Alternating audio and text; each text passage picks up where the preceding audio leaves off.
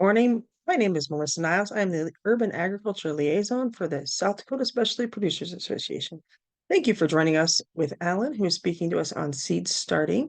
This webinar has been funded on a conservation collaboration agreement between the Natural Resource Conservation Service and the South Dakota Specialty Producers Association to promote sustainable agriculture practices and environmental stewardship.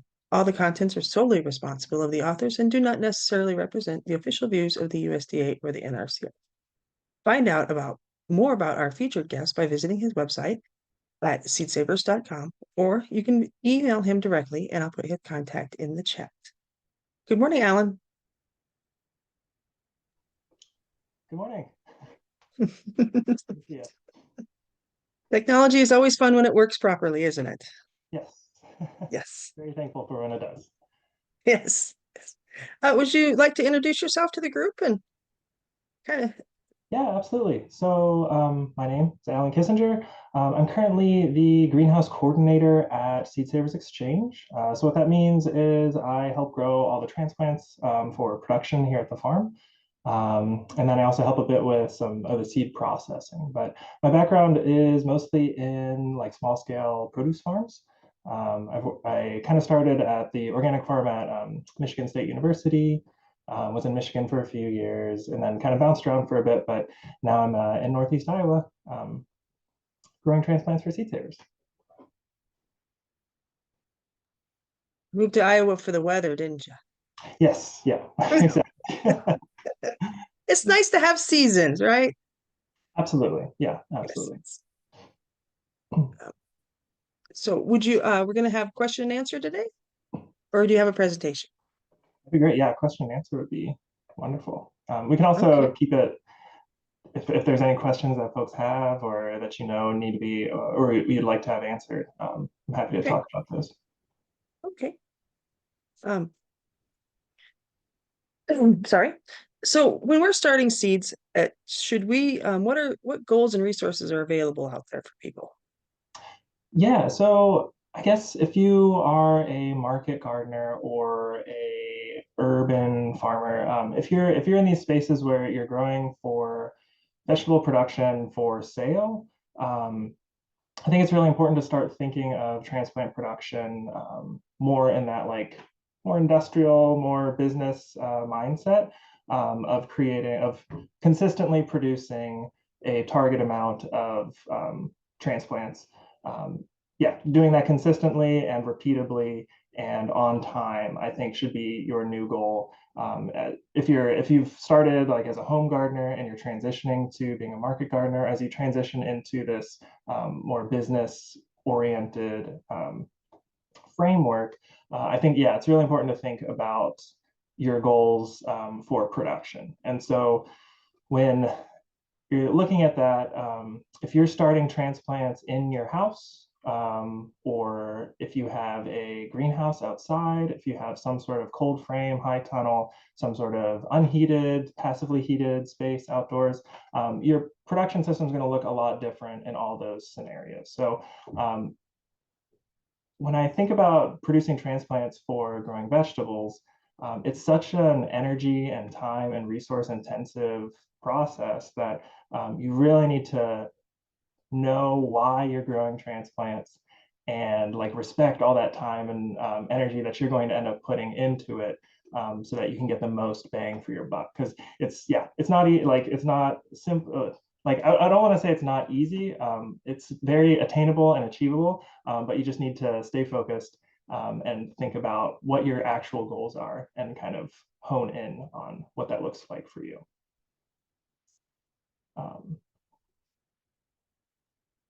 So I guess if we kind of start thinking about, let's see, if you, on one end of the spectrum, if you're starting transplants in your home, I think the main things I think about when I think about like starting transplants is space, light, water, and temperature. I think those are kind of the limiting factors in a lot of cases of what you're able to pull off. So when I think about transplants, I like to think about the end goal first. So I'm hoping if you're a market gardener, you have some idea of perhaps yield and sales that you need to make at the very end. And you might be planning backwards from that. So if you need to sell, I don't know, 100 pounds of tomatoes every week, and you've estimated how many plants that's going to be, if that's maybe 50 to 75 plants, tomato plants. And if you're working with like 4-foot wide beds and you're planting, or 4-foot wide beds with a path included in there, and tomatoes every 1.5 feet, right? So you can start thinking that, okay, now I need 40 bed feet, which is maybe 160 square feet, if you're in those 4-foot beds. Now you're thinking about like the space that you need to fill with these transplants, how many transplants you need for your end goal of sales or whatever your production goals are. Coming back from that, so now if you know that you need 60 plants, 70 plants, 100 plants, something like that, and you're working in a bit of a buffer there. So like if you need 60 plants, maybe shoot for growing 80 to 100 your first go around until you really dial in your system and you can start pulling back on that buffer. What does 80 tomato plants look like? If we're talking about trays, so if we talk about 10-20 trays, like the industry 10-20, what that short for 10 inches by 20 inches, they're those black plastic trays that I'm sure many of us have seen in the greenhouse at some point or seen for sale somewhere. They come in different sizes in the terms of the size of the cell within that tray. So they're all the same footprint, but we have 50 cell trays, we have 72 cell trays, we have 128 cell trays. And as the number gets bigger, the cell gets smaller. So the 50 cell tray is kind of the biggest cell, which is what I would recommend using if you're doing a lot of production, right? So one of these trays holds 50 tomato plants potentially. So you might only need 2 trays if you're doing 100, like 50 to 100 tomato plants in your garden. And like I said, each one of those trays is 10 inches by 20 inches. So if you have like an 8-foot by 4-foot space, right? You made it out of 2x4s, it's your table. That can hold about 18 of these trays, right? And if they're all 50 cells, we're looking at about 900 plants. And the 50 cells I'd recommend for solanum, so tomatoes, peppers, eggplants, and also cucurbits. So kind of the bigger, more nutrient hungry plants that are, that's what I recommend for these 50 cells. So if you can get about 900 plants in that table sized space, and you have that space, then you can kind of start to see where 900 plants at anywhere from like 5 to 6 square feet per plant can ramp up to close to 5,000 square feet, 5,000, 6,000 square feet. So I'm not quite sure what scale you're on if you're an urban farmer or a market gardener, but that's one place to start. Is if you're growing inside and you have that space for a table, that could be one place to start. And so if you're growing something like brassicas, so you're growing kale or kohlrabi or cabbages, those you can probably grow in a 72. You might even be able to get away with a 128, those smaller cell sizes. And so I can fit a lot more of those plants in your space. And also things like lettuces, head lettuce, or chicories, or other things that you'll plant on kind of a weekly or bi-weekly basis. Those you can see how if you have 4 trays of space there, you can seed a tray every week and kind of rotate through just 4 trays worth of space if you're planting out in the garden every single week. So that's another kind of planning idea through the summer if you're doing succession plantings, whether that's with, like I said, leafy greens or something like a cucumber, like if you're trying to stay ahead of mildews and other diseases out in the field by succession planting them. So if you have a space, if you have an idea of how much space you have, whether that's your greenhouse outside or inside your home somewhere, figure out how much production you're able to accomplish. I think that's a good place to start, because that'll determine how much you end up just direct seeding out in your gardening space if you don't have the space for the transplants.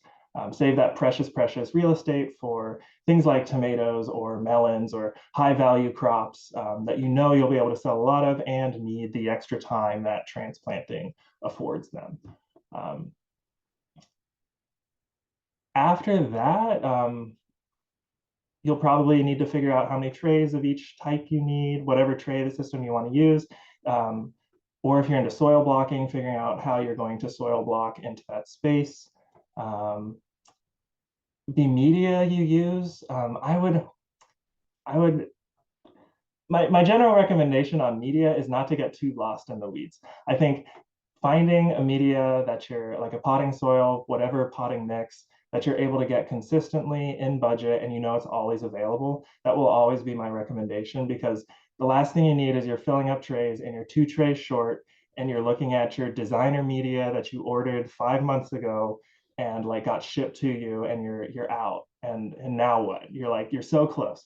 However, if you have a garden store or some supplier nearby that you trust, you enjoy working with, you can always run out and get another bag if you need to. You can buy in bulk to save money up front, like doing your best to plan for how much you're going to need for the season and maybe get some savings that way.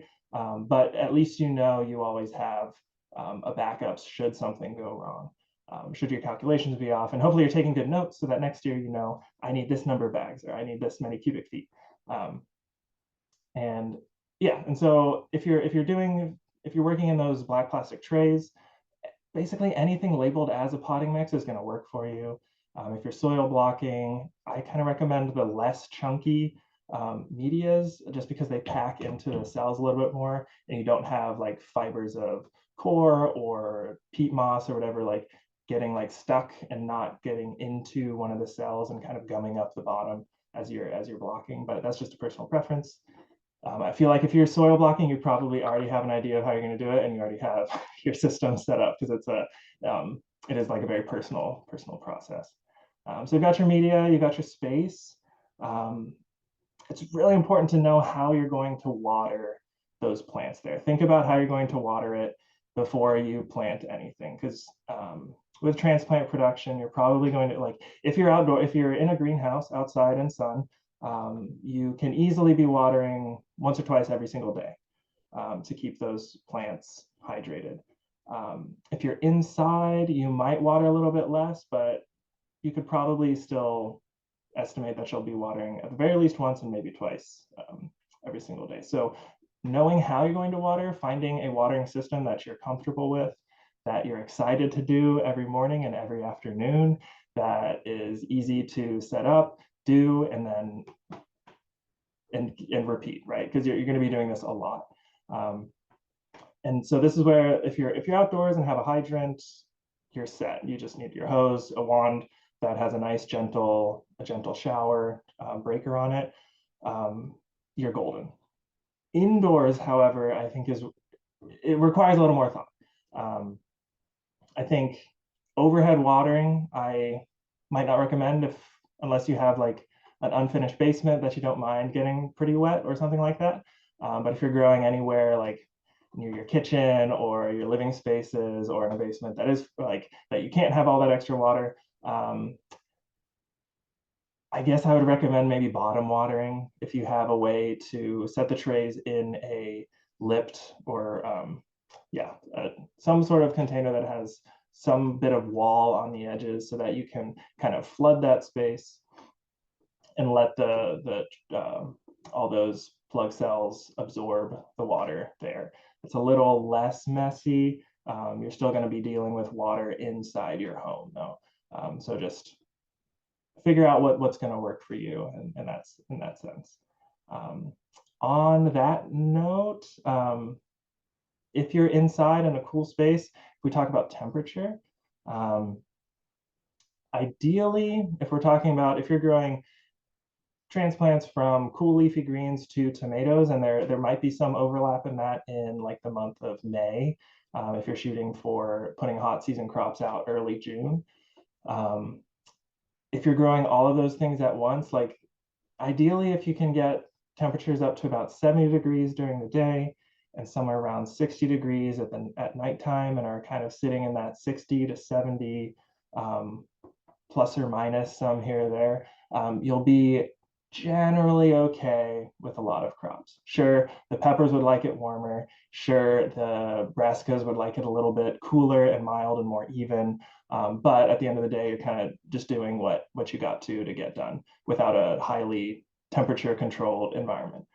Um, so if you can keep it somewhere around there, air temperatures around there, I think you'll be pretty good for that growing season. Because really, when we're talking about transplants, it's like if all the hot season stuff is going out in June, you might be starting alliums if you're doing onions in February at the earliest. But if you're not ready for a 9 month or a 9 week adventure with alliums, starting in mid-February, then maybe you're starting brassicas in March or so. So it's like March to June. And sure, it might trickle over a little bit extra if you are doing like successional plantings of things, whether that's flowers or herbs through the summer. But generally, the big bulk of your work is in those months. Um, so when we think about temperature control during that time, earlier on, you might have to figure out a way to heat your space. Um, and later on, you're going to have to figure out a way to cool your space if it's outdoors. If you're in your home, it's going to be pretty mild that whole time. And so that's kind of the temperatures you want when you're growing transplants, which is slightly different than the temperatures you want for germinating seeds. So what do I mean by that? Let's dive in. Um, when you put your seeds into your cells, and let's say you're seeding, I don't know, maybe 2 or 3 seeds per cell, because you want to make sure that every single one of those cells is full, right? You don't want a cell where there's nothing in there because that's just wasted space, wasted media. Um, and let's say if you just put one seed in every cell and they all but like 5 germinate, and you're like, oh, it's fine, I'll just put 5 more seeds in there. Those 5 are just going to be behind the whole time, and they'll get crowded out and they just won't be happy. So like I would rather thin on a production scale, I'd rather thin than reseed, just so that everything's on the same timeline. And that'll help with consistency and timing restrictions later in the growing season. So you've got your trays seeded, and you want those seeds to germinate as quickly as they can. Now, certain seeds germinate faster than others. However, all of them are basically temperature dependent at this point. If the media is moist enough, temperature is going to be your driving force of how fast they germinate. And so for germination temperatures, it sometimes feels counterintuitive to want to get your brassicas like in a soil temperature of excess of 70 degrees Fahrenheit, close to 80 degrees Fahrenheit, but that's where they'll germinate really quickly. Peppers will like really, really want that high soil temperature to germinate in a timely manner. And that's why germ chambers are so popular, because you can get things really warm. You can fit a lot of stuff in a germ chamber because you don't really need light in there. And you can get things to germinate really quickly. The only thing is you really have to be on it when you monitor them. You have to check them all the time, because as soon as any amount of plant pops out of the ground, you have to get them out, just to prevent issues with etiolation or the stretching of the plants due to lack of light. Because it's so warm in there, everything the plant's doing is dialed up to 100 miles an hour. So they're doing everything much quicker, and so you have smaller windows to make adjustments. So you have to just really monitor those germ chambers. If you don't use a germ chamber, you can increase soil temperatures with heat mats. There's no shortage of heat mats out there to peruse and find out what works in your system. Just to make sure that your soil temps are fostering a quick germination. And so once plants germinate, then you start getting into keeping the ambient air temperatures around what I was saying earlier, 60 to 70, maybe warmer if you'd like, or whatever is within your control, right? I think we want to avoid like 90s, maybe stay away from 90s, stay away from 50s and 40s if you can help it. So you've got some wiggle room there. I know it's not going to be the ideal perfect growing situation every single time. So give yourself some leeway there, but shoot for that 60 to 70 kind of window. Yeah, so if you're growing in your home, you're just gonna have to figure out how to dial in those temperatures for your own system. Finally, if we talk about light, I feel like I like to talk about light a lot because a lot of times when I see folks growing transplants at home, I think it is one of the biggest things that's holding their transplant production back, right? You've seen those long, thin, spindly tomatoes with small, wispy leaves that maybe are like browning at the tips. Um, and they're like maybe not, they're like a little paler. They're not quite as green as you'd like them to be. And I think those are all indications that there's perhaps not enough light in your environment. So when we think about light, because there's a lot of grow light products out there, and there's a lot of things to think about when we think about light. So if we want to dive into this, um, when we think about light with plants, there's a few things. So let's start with like light, and it's electromagnetic radiation, right? So it's this energy that's hitting the plants, and it comes in a bunch of different wavelengths. The energy that comes out of the sun is a whole bunch of different wavelengths, and we kind of see it as whatever color we see sunlight as, whether it's like yellowish or whatever it is. So there's a whole bunch of different wavelengths in there, right? We've got like the rainbow, Roy G. Biv.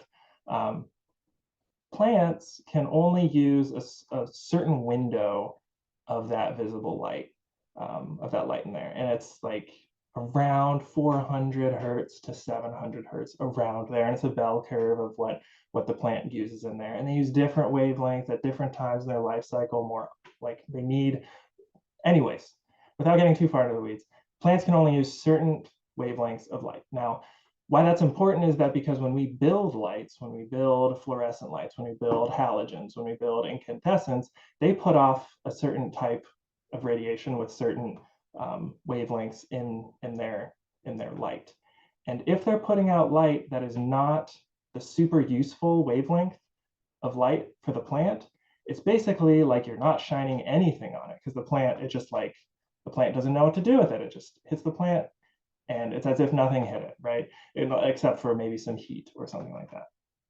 So grow lights companies will often like show you the spectrum of light. They'll say like, oh, we give you the optimum amount of blue light, we give you the optimum amount of red light, and all that kind of stuff. So that's one thing to think about. Make sure the light, at least the producer is thinking about the wavelengths that it's putting out.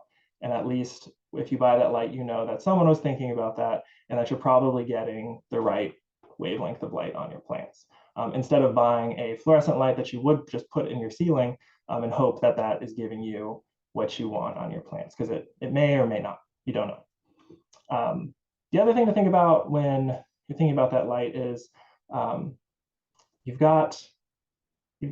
making sure that you're getting light that the plant can use, and we call that the light PAR, stands for photosynthetic active radiation. So it's able to be used by the plant, like photosynthetically active. Then you can think about, well, how much light is coming out of that light? How much like tangible, if you think about it as photons, if you think about how much light, physical light is coming out of that light, when we buy lights at the store, a lot of times we see ratings in lumens or maybe foot candles, but a lot of times we see lumens. And that's semi-useful, but that is a rating of how our human eyes perceive light, which is not kind of how a plant perceives light. So it's a little skewed towards what our eyes can see. So it's a decent guess, a decent rating. Like 10,000 lumens it's a lot of light. So like we can understand that still translates where the higher that number is, the more light's coming out of it. And a lot of times when you buy lights, you might only get lumens. Like the company that makes that grow light might only tell you lumens.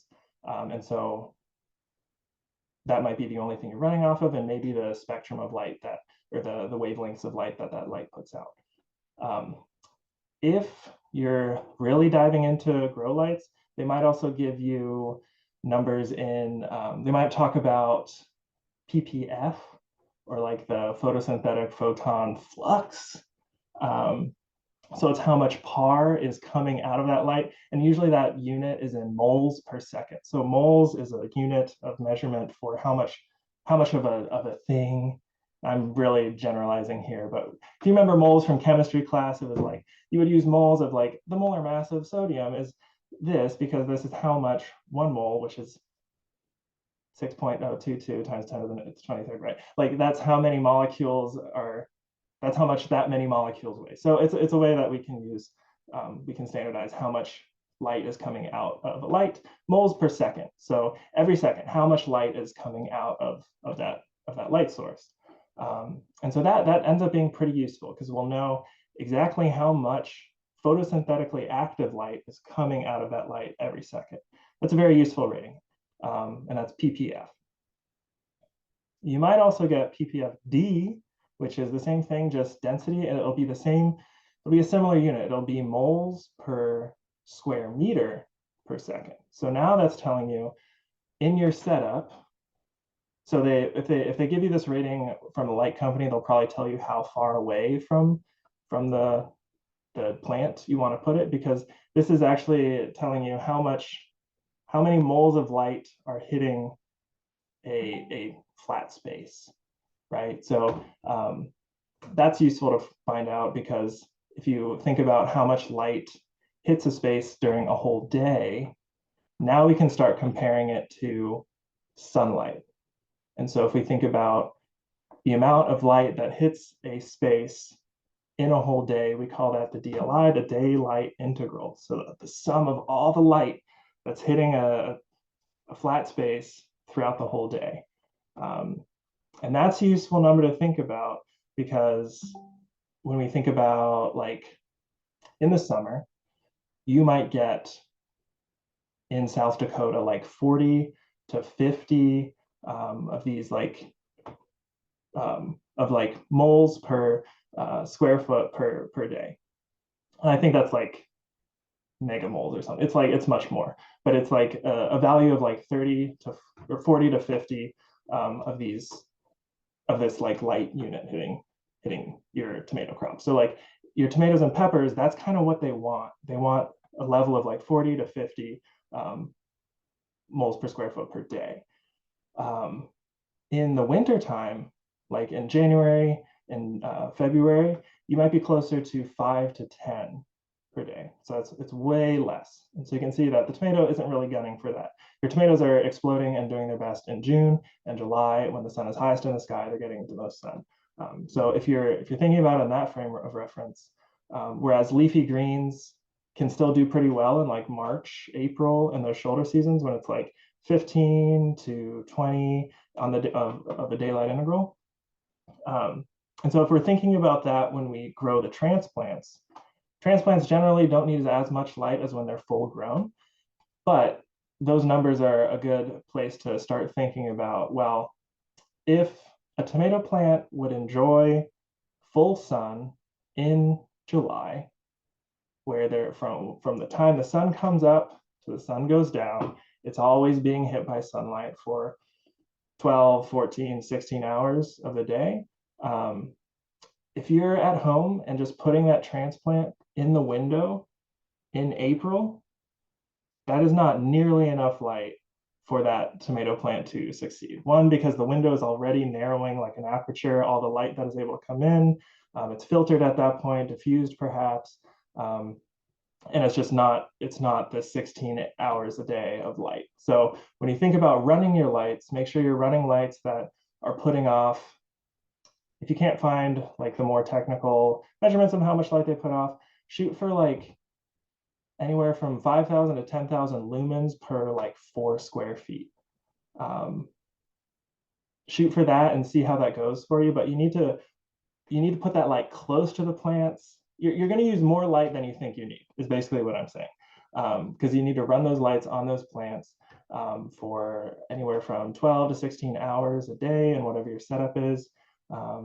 And they have to be putting off enough light, and enough of that light needs to be actually reaching the plant. The further the lights get away from the plant, the more that light diffuses and is now hitting other surfaces and isn't focused on where it needs to go, which is the leaves of the plant. So long-winded answer to say, shoot for like 5,000, 10,000 lumens per 4 square feet per like 2 trays or so. See how that works for you and your system. Try and get those lights close to the plants. Run those lights for 12 to 16 hours a day, whatever works in your system. If you have a timer, great. If not, when you wake up and go to bed, like whatever you got to do to get that light on those plants. And this is why, like, if you can avoid it, I don't love growing transplants inside. It's just a lot more. I understand you have to do what you got to do. If that's the setup that you have, fine, figure it out, dial it in, and make it work for you. But if you grow stuff outside, you just have the light. You have the light already. It's a little easier to water. When you're filling trays up with soil, you're not making a mess in your own home, and it's just a little bit easier to do outside. Not to say that you can't do it inside. Plenty of people do, but it's just something to be a little more conscious about when it comes to water and when it comes to light, and the general process of loading transplants in and then having to load them all out of your house. It's just like one extra step to the process. So those are kind of like my general ideas when I think of starting transplants. You want to germinate things as quickly as possible. You want to make sure you're thinking about how much space you need over time. Different transplants need different amounts of time to be finished. So a brassica might only take 3 to 4 weeks, but a tomato might take 6 to 8 weeks. A pepper might take 8 to 10, perhaps, or 6 to 8 as well. And figuring out how all of that space stacks up in your growing area where you're going to have those transplants. So plan for that space so you can set yourself up for success when it comes time. Like when it's May and you've got everything in there, that it all fits at that time. Yeah, and then watering. We could talk a lot about watering. I think if we're talking about water, temperature, and water and temperature, kind of like your control dials when it comes to plant growth, because you can possibly control those a little bit more than something like light. And I wouldn't want to limit light to limit growth. So water is kind of going to be one of the bigger driving forces on how faster transplants grow.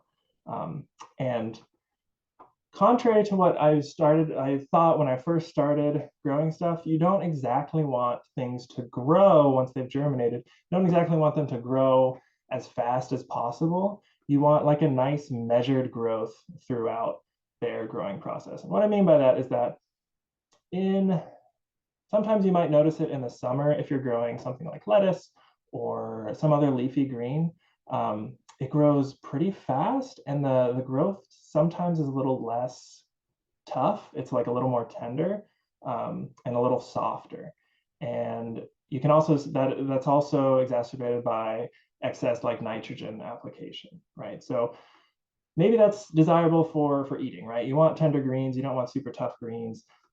Maybe that's desirable there. For transplant production, you want to grow the sturdiest, strongest, stockiest transplant as possible. You don't want this really long, wispy thing that as soon as you put it out, it'll get knocked over, or something like that. So you want to kind of measure growth. And for the most part, you don't have to think too much about it, right? If you're just starting out, when you water your transplants, make sure you're moistening the media enough, and then don't come back to water until it's like dried down a bit, like until the media has dried out. And ideally that would happen if you water every morning, by the time you come back the next morning. Ideally you water in the morning, in this style of watering. If you watered in the morning, that's like 24 hours later when you come back to water again, it has like just dried down to a point where it's ready for more water again. That would be a nice cycle of it getting wet and then drying down and moistening and drying down, so nothing's staying wet for too long and nothing's get too stressed by being dried out. And maybe that happens twice a day. So like maybe you're watering twice a day, so like you water in the morning, and then when you come back in the afternoon, it's like just dried down to the point where you can water it again. Yeah, the main idea is that you don't want your cells to be oversaturated for too long. So that's kind of one thing. And if you restrict water, if you start watering a little bit less, you can kind of slow down growth a bit.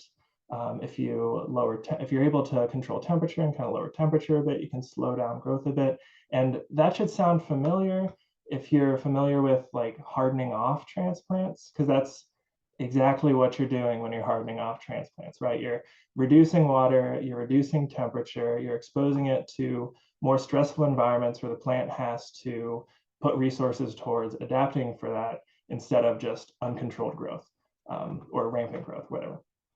So we do that when we harden transplants off for like a period of 10 days or so. But if you're able to kind of elongate that process or that kind of mindset throughout the whole growth of the transplant, you might be able to get, and this is like, I wouldn't dive in first and be like, oh, we need to monitor watering so that we grow the sturdiest transplant in 4 weeks. No, like don't do that when you first start out. When you first start out, like figure out how long it takes for your transplants to dry out and how much you need to water to like resaturate them. Figure those things out. Figure out your watering technique, figuring out all that stuff, all those nuts and bolts before you start diving into like optimization, right? Because like just generally good practices are going to get you like 80% of the way there. And then if you really want to go nuts on that last 20%, it'll just be a lot more effort to like nail down those things. So yeah, all that to say, like keep your plants watered, but don't overwater them. That can invite disease. That can also invite like too much growth, which too much soft growth perhaps. And then make sure you're hardening off your transplants afterwards, just to make sure that you're getting something that won't get sunburned or scalded when you put it out into the field, and something that won't get whipped around too much in the wind. On the note of like stretched out transplants, we can talk about fertilization. A lot of mediums that you buy for potting soil are going to have nutrients in them. And I would say a lot of those nutrients, they'll last you maybe 4 weeks. So for a lot of stuff, you're probably pretty good. Probably pretty good. So if you're doing like lettuce, leafy greens, brassicas, something like that, where the transplant, it's a 4-week transplant, you're going to fill out that small cell pretty quickly. You could fertilize at planting, whether that's fish emulsion or whatever your fertilizer, or if you're putting pelletized fertilizer in with what you're planting, you could do that. I wouldn't say that's a bad thing. But as far as like for the growth of the transplant, you're probably fine for about 4 weeks.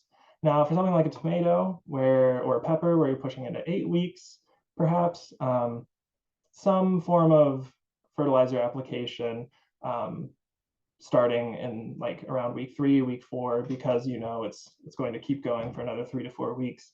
I think that might be beneficial for some of those. But like once again, you're kind of monitoring your plants, and you'll kind of know if it looks like they aren't getting enough nutrients, if they start getting a little chlorotic. So just monitor on that. Don't overdo it on fertility in the transplant stage. They don't need to be juiced up at that stage, because once again, the more fertility you give them, potentially the softer growth that they will produce, which we don't want at this stage. We want really strong, sturdy little plants. And yeah, and alongside with like stretched out plants, sometimes you'll notice if you're working with a 50 cell and you've got 50 tomatoes in there, you will notice that when they get to 4 inches, 6 inches, 8 inches tall, they will start stretching up as they're competing with each other to grow up and out. And is it the end of the world? No. A lot of the times with tomatoes specifically, like you can bury them kind of deeper to prevent them from getting blown around in the wind. But something like a pepper, you can't bury them as deep as you would a tomato. So keeping in mind that, keep good notes of when you are growing your transplants, when you seed them, to when they look like they're ready to go. This is a day that they've rooted through their cell. They hold all the media in their cell together, and the top is, there's some true leaves on there. It looks sturdy. It looks like the right size. You can think about like a root to shoot ratio. If you shoot for equal parts of like the size of the cell compared to the size of the plant above the soil, that's kind of like a general idea of what you're kind of going for. Difficult to pull off with tomatoes and peppers, I will say that. But that's kind of what you're going for. You want kind of a balanced growth there. So if things are way longer than the cell in the bottom, like you've gone a little too far on keeping the plants in those cells. But if you keep notes on how long it takes to get to a plant size that is manageable and like will have a high success rate when you plant out in the field, then you'll start to be able to plan better for the future so that you're not seeding too early and end up with these huge transplants later on that you might have to pot up even, which is it's not that it's bad, it's just like that much more labor, that much more media, that much more just all those resources to pot things up out of a cell that you initially plan to plant out of, right? If you want to plan potting up throughout your system, like seeding solanums in like those 20 rows, and then prick them out and pot them up into larger cells, I think that's a valuable way to go as well. You can fit a lot more seeds in those 20 rows. They're smaller, and so they like stay warmer easily. But if you're not planning to pot up and then you end up having to, that just makes me nervous when that happens. I've had So some issues with like gardener uh, pressure from your fellow gardeners about when they start their seeds, and mm, you're like, no, I don't want to start my tomatoes in February. And then it just kind of peer pressure to get you, you have to start it. So then of course come May, when you still have 3 or 4 weeks before you can put them out, they're massive and you're yeah, having to pot up. So yeah, I get that. yes, yeah. And I mean, gardening is an intensely personal experience. I'm not going to tell someone who's jazzed to get their tomatoes started in February that they're doing it wrong. They're not. They're doing it the way that they enjoy it. However, for me, like I will not start tomatoes until mid-April because I know it's like 6 weeks. I plant beginning of June. I'm not thinking about tomatoes. I'm not thinking about peppers until April. Like, and that's just me because of my situation and my personal preferences on gardening. Um, but yeah, so a lot of information, like a lot of wild stuff when we think about growing transplants. But were there any like specific questions or anything I missed that you wanted to cover? There is a question in the group chat.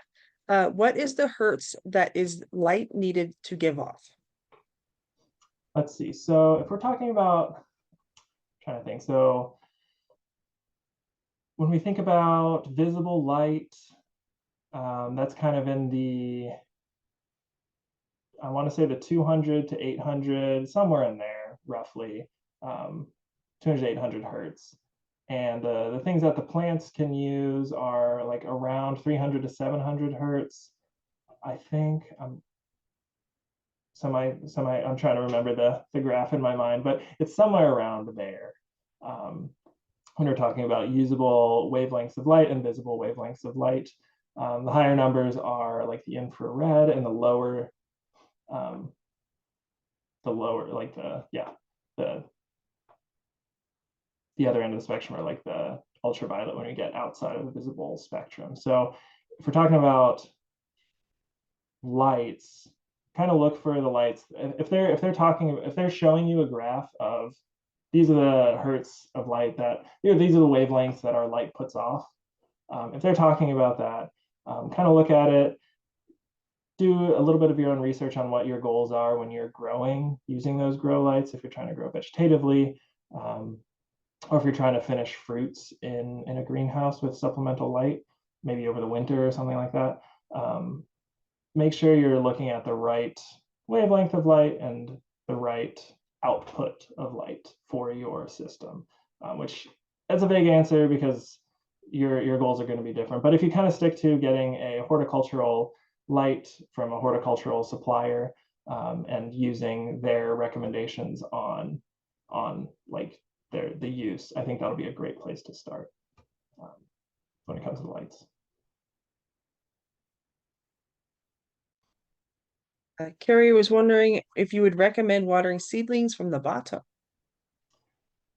I enjoy bottom watering in space constrained places, right? So when I was living in like a 700 square foot apartment, it was nice to bottom water because I did not want to overhead water anything in like this very open planned apartment where I had like the transplants underneath like where I ate, like the table where I ate, and had like the grow light hanging from that table because that was like kind of the only place I could get the light close enough to the plants. And I had them in trays that didn't have holes in the bottom so that I could pour water into that liner tray and let the plants kind of absorb the water. And then I was able to, if like I put too much water in, I was able to take the tray that held the plants out and dump out the excess water in my small area. Like, so that's how I figured out, like, for me, that was an enjoyable process within the confines of what I had. And so I'd actually do it,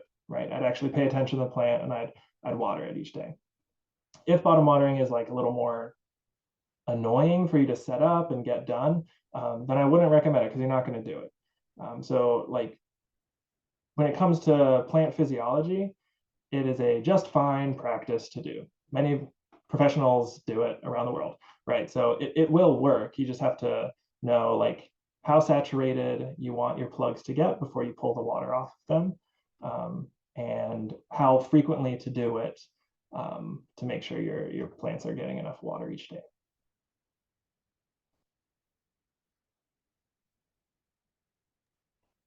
Carrie said, thank you. Oh, good. So must answer your question. Good, good, good. So we grow a lot of super hot peppers, and some people believe I've seen some people pre-treat them with a mixture. It's a little acidic because it says it helps break down it. Is there a tried and true way of starting super hot peppers? Ooh, are you talking about like so you don't accidentally like burn yourself or like get Well, the I'm thinking it says it helps with germination. oh, germination. Okay. So I guess with hot peppers,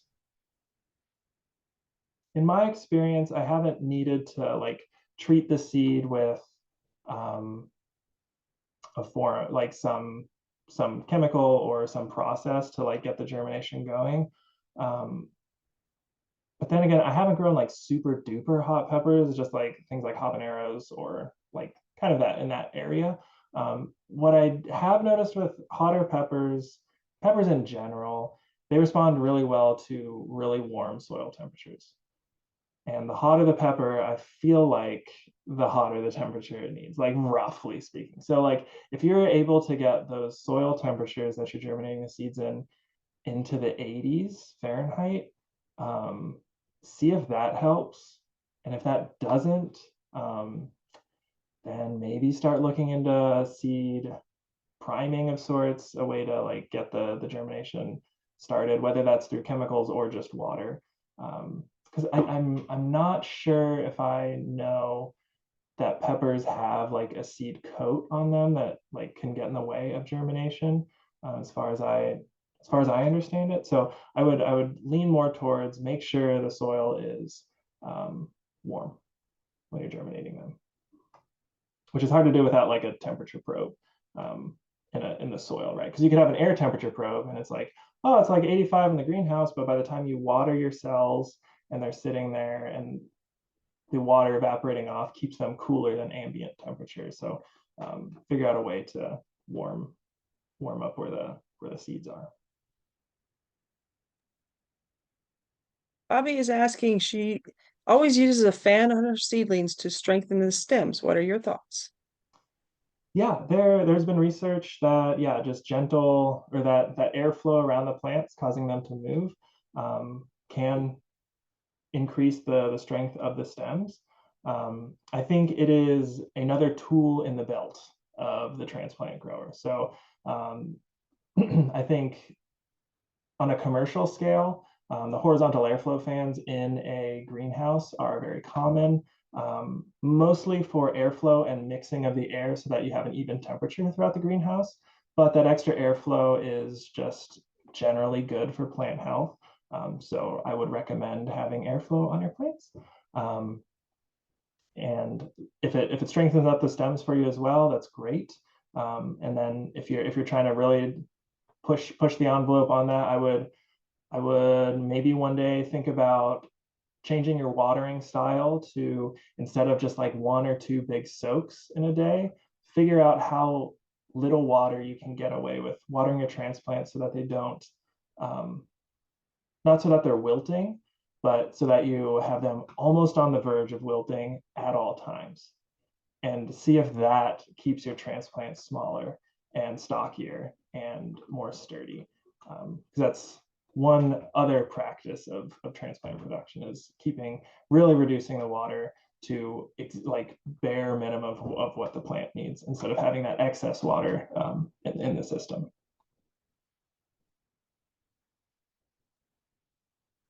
Mary Kate reminds us that heating mats can be used to help the germination temperature too.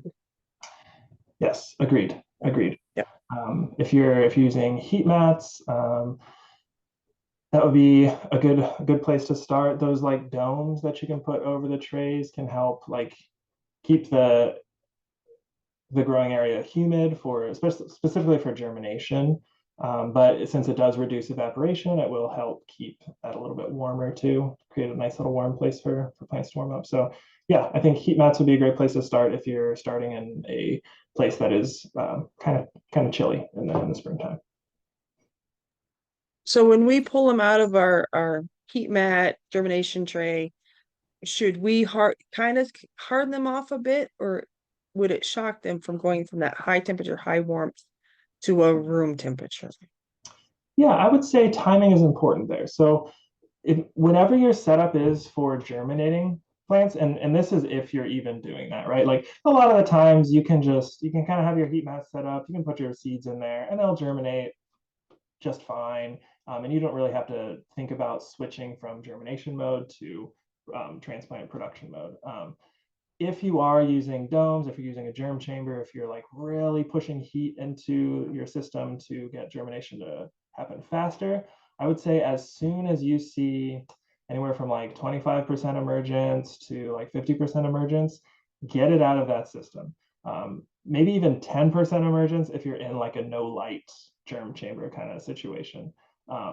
Just get it out of there and get it to where they'll have light and however they're going to like live the rest of their transplant life, because like you don't want those super high temperatures once they've emerged, and you're kind of trying to stay ahead of the ball for when you pull them out of that system. And that's why I say like don't wait till 100% emergence on your whole tray. It's too late.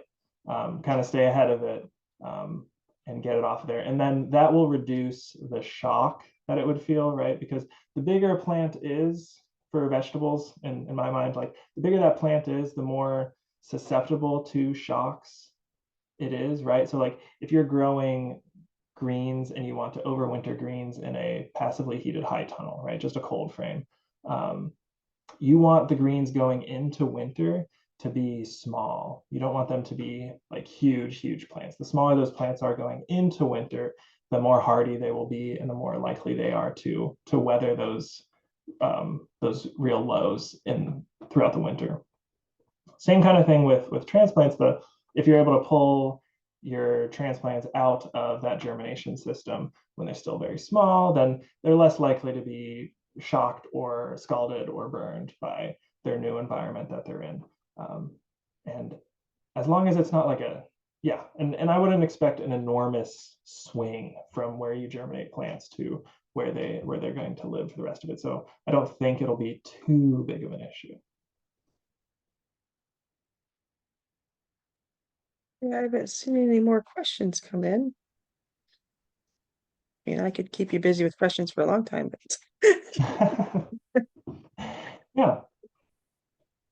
but I did want to, when you were talking about starting plants inside versus in the greenhouse or outside, I do want to make a point that you don't sell greenhouses. So your preference is not just trying to convince us to get a greenhouse, or the fact that we should all Correct. run back to our husbands and say that he told us we needed a greenhouse. So that should be our Christmas present. But Right. Yeah. And I will never recommend anything with like a $1,000, $2,000, $10,000 price tag to someone who's just beginning. I think it is valuable to figure out what your setup is and like figure out how to make what you have produce successful results. And I think that's part of the fun, is like figuring out, okay, I have these things, these are my resources, this is what I have, and this is my goal. How do I use what I have to get to this goal? And at first you might be like, well, I need to grow 200 tomato plants because I need this yield at the end of the year, but I only have this much space in my house. So how do you make that work? Well, maybe you just don't grow as many transplants.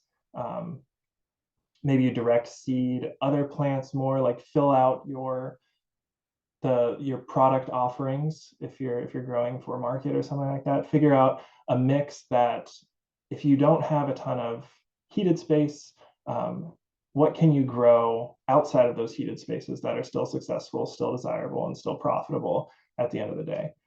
Because yeah, greenhouses are super expensive, and they're great for if you're really running a lot of production. Like, I would, at some level, you will probably need heated spaces for transplant starting and for hot season fruits that you're growing. If you're growing if you're trying to like make a living as a produce farmer. If it's still a part-time kind of thing, those are big investments for a system that is perhaps bigger than what will fit into your lifestyle. And I'm generalizing here, and I don't want to tell anyone to like, I'm not just trying to squash anyone's dreams on transplant production, but it is just like transplants across the board, high resource investment, a lot of time, a lot of energy. So just be very conscientious about how you use this really powerful tool and this very expensive tool.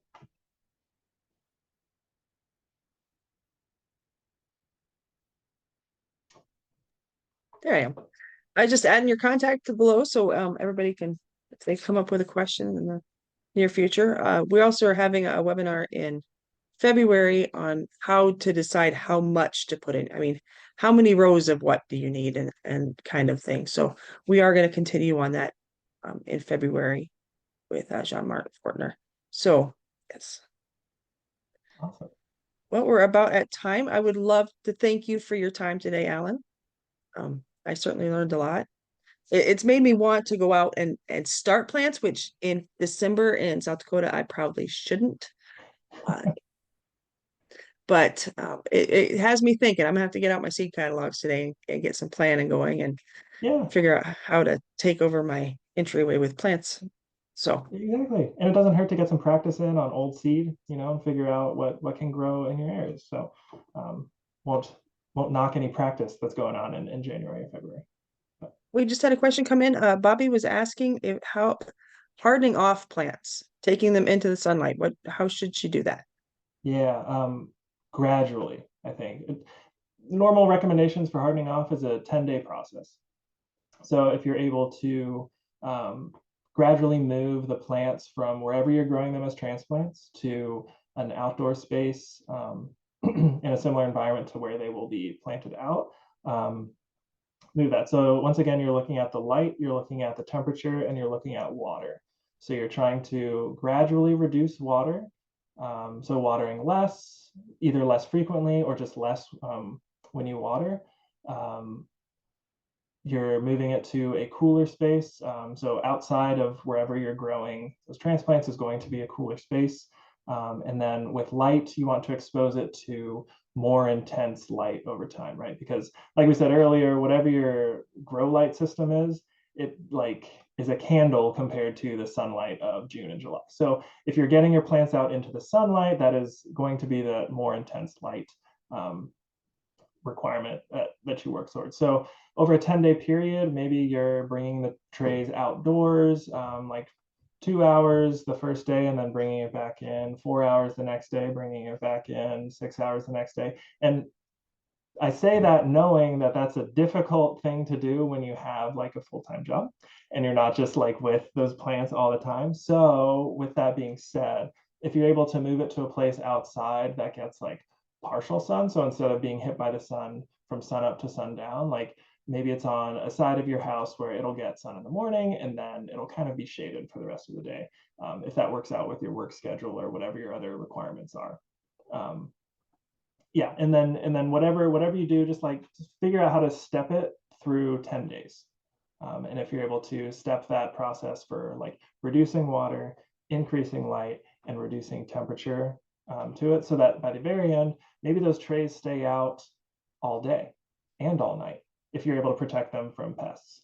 So that that's kind of what you're going for. That tray can sit outside all day, all night, and it won't look like it's beat up or anything. And then that'll be ready to transplant out into the field.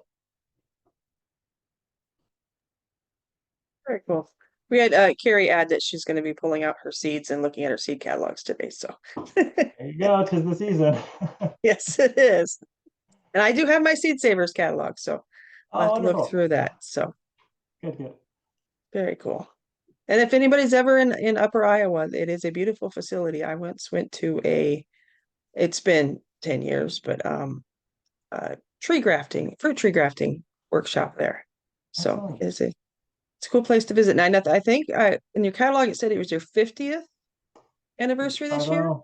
50. It is, yep. So keep your Yes. eyes out if you're interested for the events this year. Some of them are virtual, so no matter where you are, if you're interested in getting involved in some of those virtual events, keep your eyes and ears out for more information on those events. Very cool. Well, thank you, Alan. I hope you have a wonderful holiday and a beautiful it's windy here. Hopefully it's not windy there. So Yeah, I appreciate it. Yeah, I had a great time. Thanks for having me. all right. All right. Thank you. Take care.